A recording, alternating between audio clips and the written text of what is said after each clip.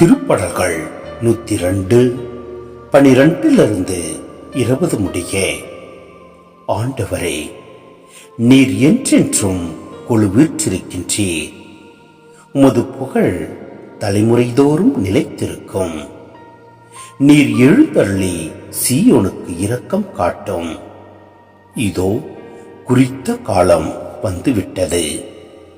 அதன் கற்கள் மீது ஊழியர் பற்று கொண்டுள்ளனர். அதன் அழிவை நினைத்து பரிதவிக்கின்றனர்.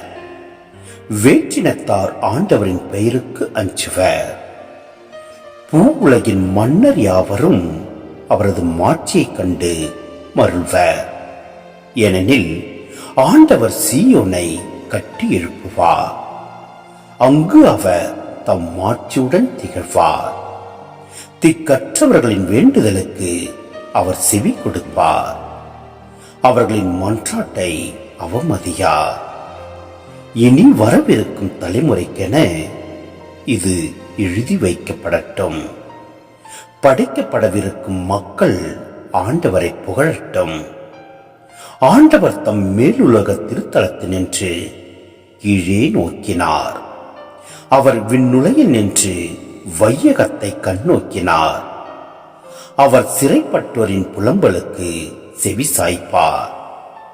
சாவுக்கென குறிக்கப்பட்டவர்களை விடுவிப்பார்.